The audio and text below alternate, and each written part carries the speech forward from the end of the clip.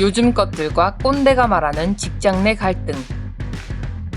대한상공회의소는 지난 4월 직장 내 세대 갈등과 기업 문화 종합진단 보고서를 발표했습니다. 오늘은 이와 관련된 대표적인 갈등 상황들을 살펴봤습니다. 정시퇴근은 직장 내 갈등을 보여주는 대표 사례입니다. 윗세대인 40, 50대는 정시퇴근하는 직원들을 두고 일에 대한 책임감이 부족하다고 생각하는 반면 20, 30대는 맡은 일을 다 했음에도 불구하고 야근을 해야 하는 것을 비합리적으로 여깁니다. 퇴근뿐 아니라 출근 시간도 갈등 요소입니다. 윗세대는 9시 출근은 9시까지 오라는 것이 아니라 9시에 업무를 시작하라는 뜻이라며 출근 시간보다 3, 40분 일찍 출근할 것을 은연중에 강요합니다. 하지만 조기 출근은 야근 수당처럼 수당이 따로 있지도 않을 뿐더러 일찍 온 만큼 먼저 퇴근할 수 있는 것도 아니기에 젊은 세대는 이런 강요 아닌 강요를 받아들이기 힘듭니다. 야근을 강제하고 출근도 일찍 시킬 거면 근로계약서는 왜 쓰는지 모르겠다는 입장인 것이죠.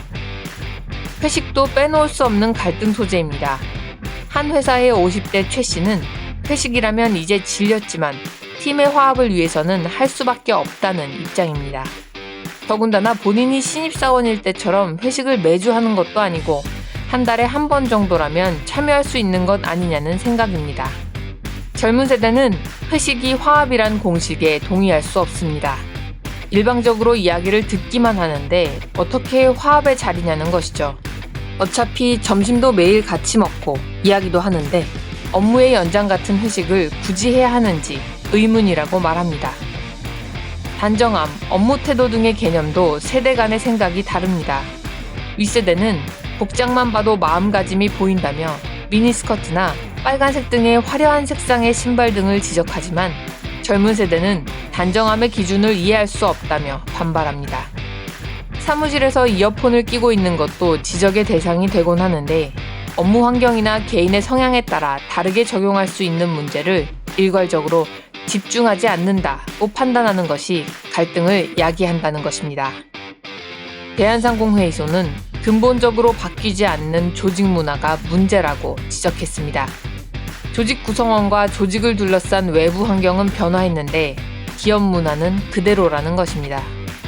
대한상공회의소는 직장 내 갈등을 줄이기 위해서는 가족 같은 회사에서 프로팀 같은 회사로 조직 전반의 체질을 개선해야 한다고 조언했습니다.